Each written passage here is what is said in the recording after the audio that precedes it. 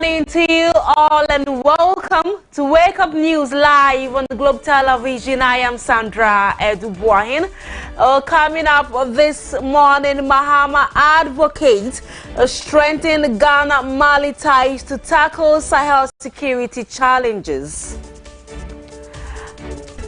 And President John Dramani Mahama has directed an immediate investigation into the violent clashes between the miners and military personnel stationed at Anglo Gold Ashanti mines. This morning, traders at the Techiman Central Market are slowly rebuilding their lives and livelihoods after a massive fire ravaged the market last week, Sunday night. On the international front, TikTok stopped working in the United States late on Saturday ahead of a law that took effect on Sunday.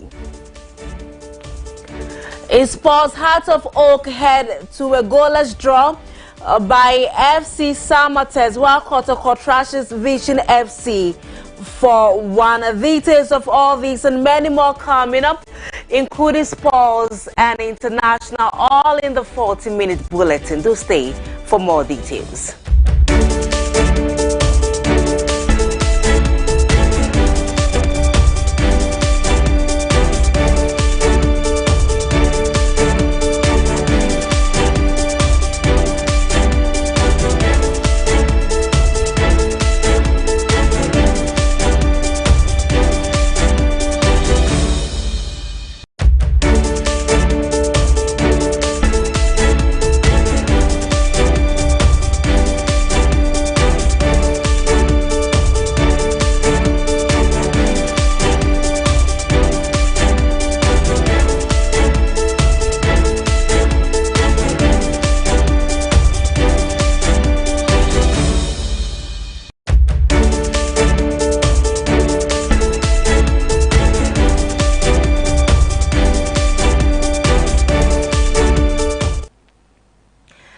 Thank you very much for joining us this morning. I am Sandra BOAHEN. Let's now settle for the details.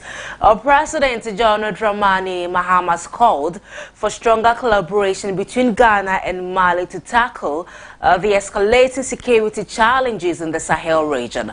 He emphasizes the need for joint effort to combat insurgency and terrorism, fostering peace and enhancing trade relations between the two nations. During a press briefing in Accra, President Mahama shared insight from his meeting with Malian Prime Minister Abdoulaye Maïga, who conveyed a special message from Mali's President Assimi Goïta outlining Mali's stance on regional issues. We live in present day and we recognize the relationships that we have and how we must work closer together. We note what is happening in the geopolitics of our sub-region and the unfortunate situation that is unfolding in the Sahel. It is not anything that is new, but it continues to become more grave than it was in the past. And I'm talking about the issue of insurgency and terrorism. Notably, President Mahama acknowledged the decision of Mali, Burkina Faso and Niger to form separate confederation in response to ECOWAS sanctions. However, he stressed the importance of maintaining strong regional ties despite these challenges. And as I told Mr. Prime Minister, in Ghana we have a proverb that if your neighbor's house is on fire, you must assist him to quench it. Otherwise, when it finishes burning down his house, it will spread to yours. And so our security is a common objective, and we must work with each other to make sure that our sub-region is safe. We have noted the sovereign decisions of not only Mali but Burkina Faso and Niger to form a separate confederation. But despite that, God put us together in this sub-region for a purpose. And so we continue to intermarry, we continue to trade, we continue to have relationships that go beyond our individual countries. And so we must recognize those. And despite the temporary setback that we're facing. We must continue to keep our relationships strong. ECOWAS leaders recently sanctioned the departure of Mali, Burkina Faso and Niger from the bloc due to their refusal to transition to civilian governance. However, a 6-month grace period has been offered for these countries to reconsider their stance and restore democratic rule. President Mahama reaffirmed Ghana's commitment to working with Mali and other Sahel nations to ensure peace, security and sustainable development. The former Executive Secretary of the National Identification Authority, Professor Ken Atafua, has called on the Executive Secretary to the President, Dr. Callistus Mahama, to retract a letter that purportedly revoked his appointment formally.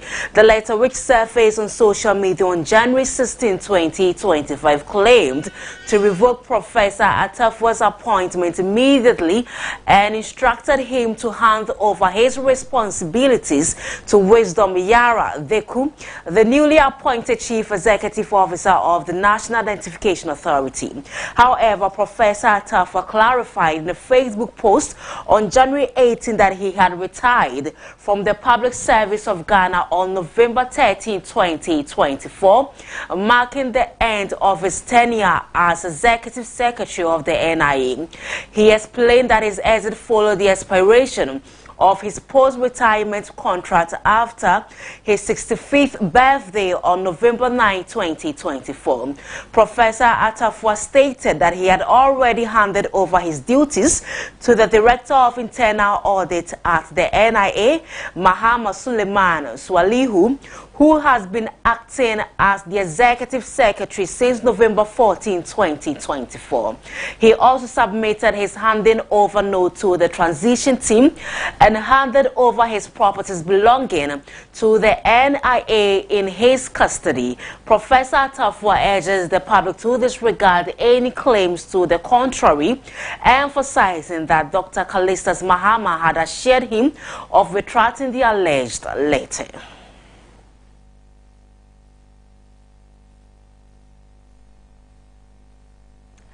Away from that, the Gomwa East branch of the Traders and Artisan Network has congratulated Eko Otrepenyin and George Opariado on their minister nominations. According to the National Deputy Director of the group, Bright Boche, Otrepenyin's nomination as Central Regional Minister Designate is well-deserved given his political maturity and good relationship with chiefs and people in the region. According to the National Deputy Director of the group, Bright Boche, Otrepenyin's nomination as Central Regional Minister Designate is well-deserved, given his political maturity and good relationship with chiefs and people in the region. He congratulated Opariado on his nomination as Minister for Youth, Development and Empowerment. He described it as politically correct and a step in the right direction to address youth unemployment. The Traders Group has called on the two nominees to collaborate and bring development to the area, particularly in entrepreneurship and job creation. Through campaign term, artisan for the Omukashe Yanono, Enomuki, and our Mugway, yet to Abano. And this is Yamia, I don't want you as a minister. Yesterday, you have anyone said, Yenya, Yekayano, Omba Boy, na yet Migwa, your youth, your Okada drivers, your mechanics, your hairdresser for Nuna, you know, a yet artisan network. Boy, you have any was said, Omba Boy, the yes, we am poor Umunina, and me call you. The next time, yes, we have almost as I'm saying, almost Members of the Traders Group who spoke to Globe News praised President John Dramani Mahama for having the youth at heart and expressed optimism that the nominees will transform the youth in the Gomwa East.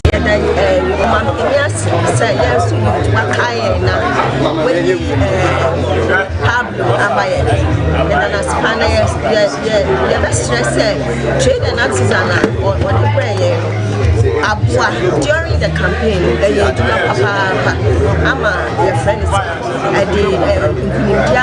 the best just a problem.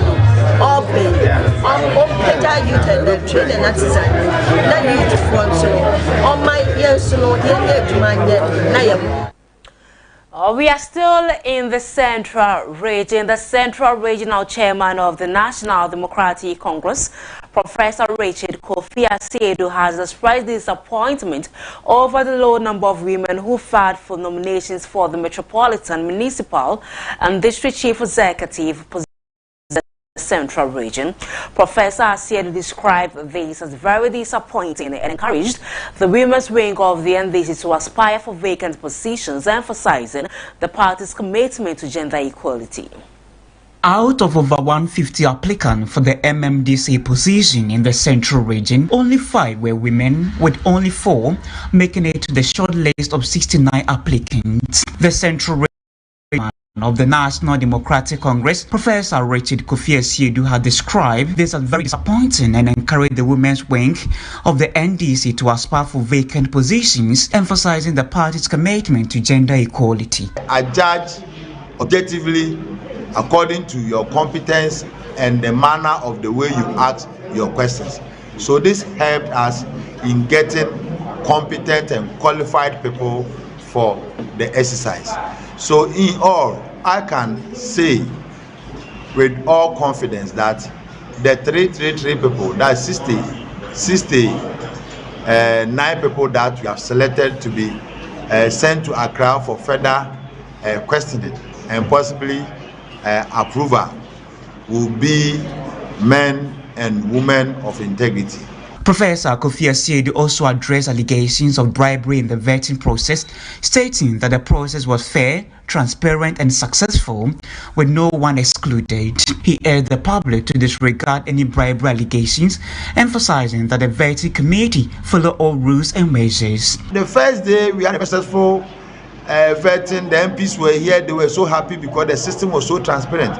If I realized, say Rasta man or a ganja, I don't know how to describe it, was staying somewhere at Kaswa and started writing certain things, but we knew, because we have been following politics in Central Region for some time, and if you are doing good things, that is where they will try to draw you back.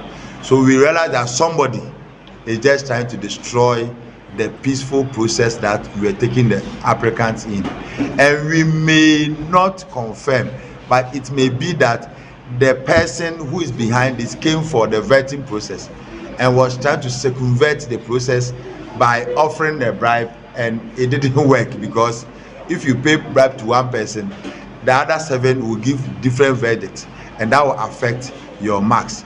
Professor Kofi Asiedu urged party members to remain optimistic about the president's promises, trusting that the administration is working diligently to improve the country's progress. Let's now channel our attention to the Ashanti region. A deadly confrontation between military personnel and civilians in Obuasi, Ashanti region has resulted in an unspecified number of fatalities and injuries, sparking widespread concern and alarm. The conflict began when a group of illegal miners allegedly attempted to enter a restricted area within the Anglo-Gold Ashanti mining concession, prompting military intervention.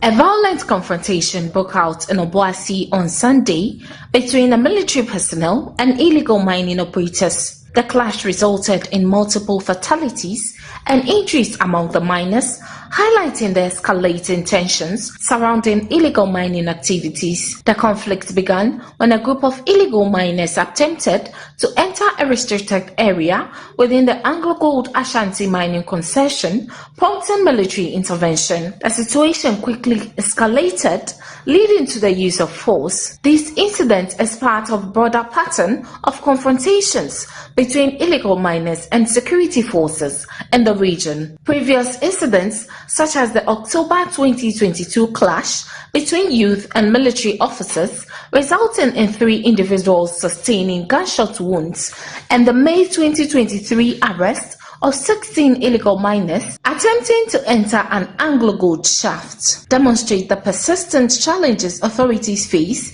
in curbing unauthorized mining activities. Environmental experts emphasize the need for secondary measures that prioritize the rights and livelihoods of local communities. The recent clash in Obuasi has prompted calls for enhanced security measures and a revolution of strategies to address illegal mining.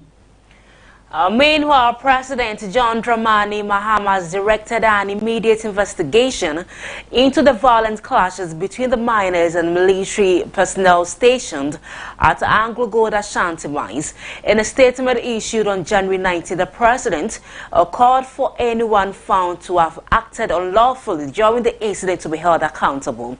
President Mahama expressed profound regret over the tragic loss of 8 lives and extended his condolences to the bereaved families. The government has asked the management of Anglo-Gold Ashanti to bear the medical expenses of the injured individuals fully and to facilitate the burial arrangements for those who have lost their lives. The security agencies have also been tasked to take prompt action to restore peace in the area and implement measures to prevent similar occurrences.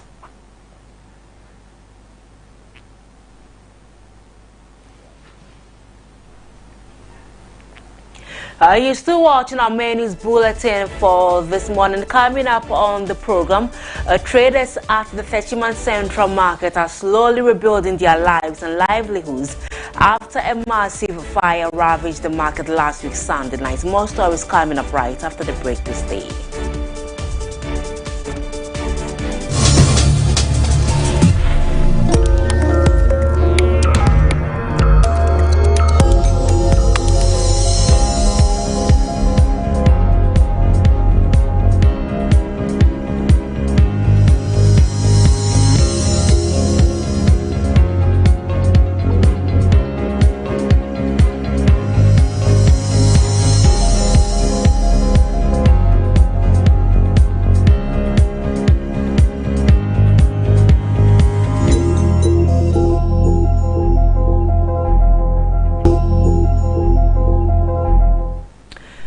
Welcome back from the break. Traders at the Techiman Central Market are slowly rebuilding their lives and livelihoods after a massive fire ravaged the market on Sunday night, January 12, resulting in losses of estimated millions of cedis.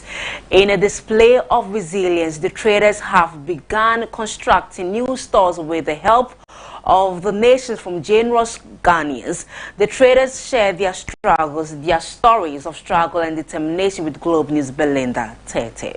Mwana say abusia kora mo for swabo e de aye omotena brenya sa say de nsem ne kwane de wote wa na customers adwani agya se wanye wada ite so mpese omodi asase ni nti ya ma me mwana omo apere omo ho a sika kakra omanya no na omodi ye omadwuma Dizisi a nyema na ye bobo no enye obi na ye maye wo twante obi ba ya hanmu na ye didie ye ni binu kura ni kunu enu ana ye de hwe nkwala suku nkwala enu mu na ye didi nti ye wu tema wa ba ye da ba bobo ene ye suro susu se esuro se ebia ombe ba be bobo no mu si fosikabra satem su ni sika oba ye den oba ba be ji na odi atinam sanu nyefie na obekwa kwotena se na obe ye wo no wo mma mo sabe koma no aha nti na aja na eso ye forso ya aja kakra ewo ho na ye de bobo na ye tinam sa ni hwe de yankopon be ye de ebe ye.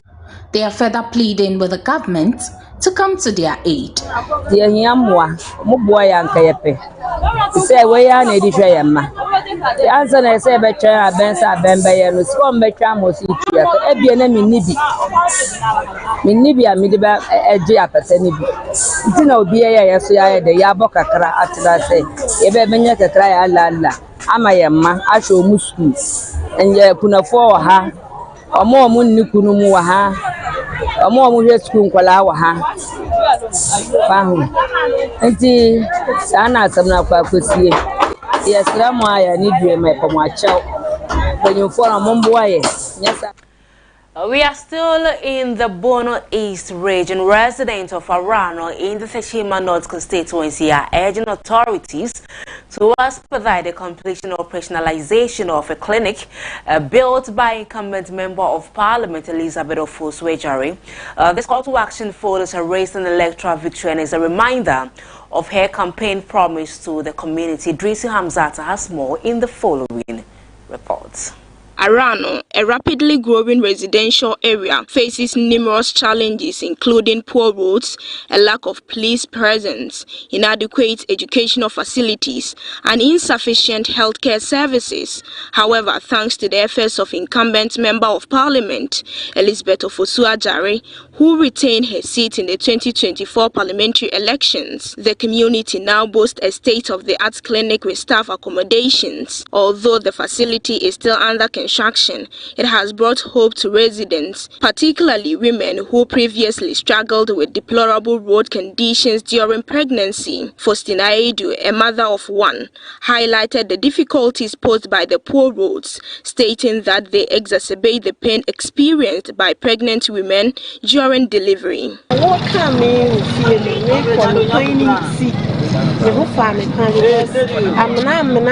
When I was in labor, I went through pain due to the bumpy state of the road. Others even deliver while on their way to hospital.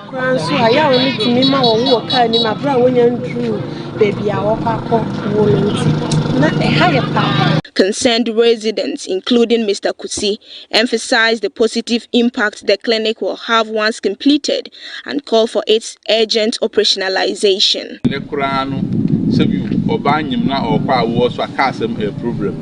When pregnant women are in labor to get a car, it's a problem. So if mother facilitate the completion and operationalization of the facility, it will help the community.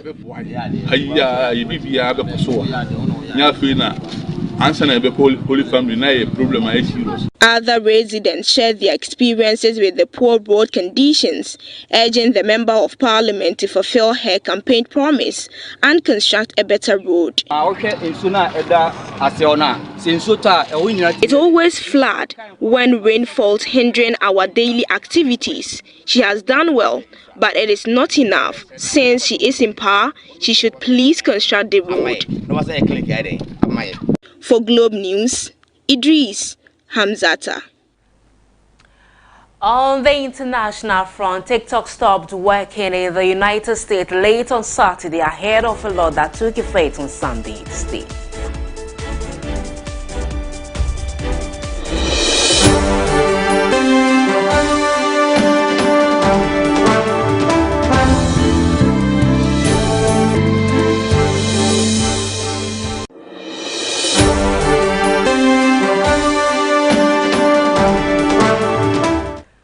TikTok stopped working in the United States late on Saturday and disappeared from Apple and Google App Stores ahead of a law that took effect on Sunday requiring the shutdown of the platform used by 170 million Americans.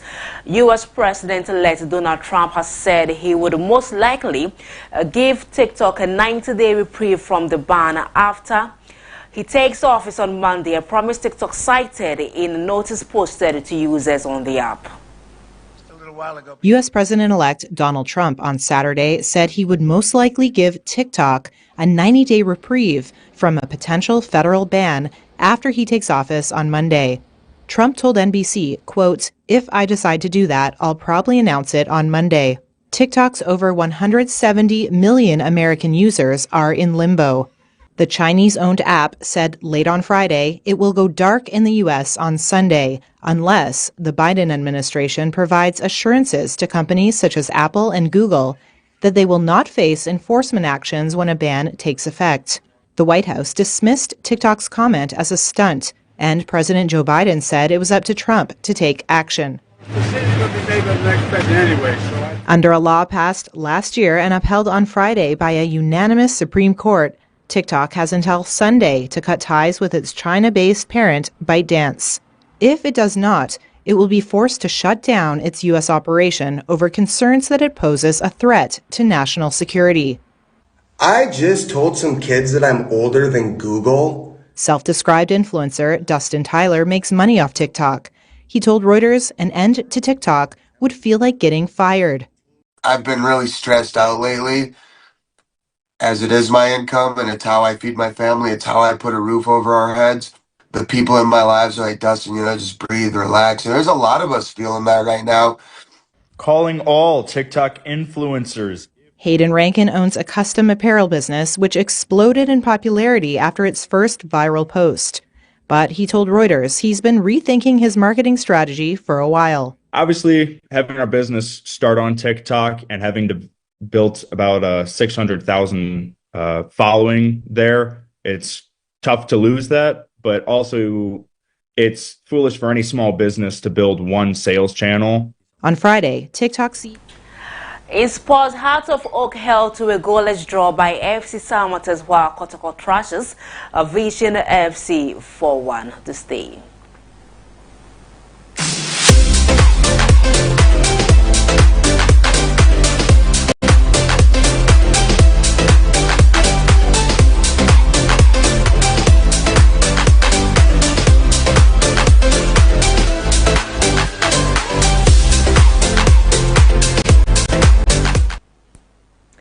Asante Kotoko secured the decisive 4-1 victory over Vision FC with Kwame Opoku scoring 2 goals to propel his team to 3rd place in the standings. While 31 points, Kotoko is now just 2 points behind Bibiani Gold Stars FC. In another match, defending champions FC Salmatters 1996 played to a goalless draw against Heart of Oak at the Century Arena on Sunday. Despite a fiercely contested game, neither team could break through, resulting in a shared point. They welcome 21-time champions of the league, Accra Hearts of Oak. 7 points separates the two teams on the league log. Hearts of Oak, their away side, 5th on the table with 28 points. And Summertex, 9th with 21 points. This week's fixture happens to be the last in the first round. If Hearts of Oak loses this match, it will be the 2nd time they have lost their last game in the first round of the league. For Hearts of Oak, as quickly, we are underway in Samra Boy. Hearts of Oak with the first attack. Manuel Adusian or Samuel Mensah Tete. Adusian with a kick, but nothing to scare Benjamin Asare. Well, this is Summertex. Can this be the first goal? A shot, but another entry have also been taken out for Babaya to come in, as well as Imano Kote, another CMOA, and the big man, Prince of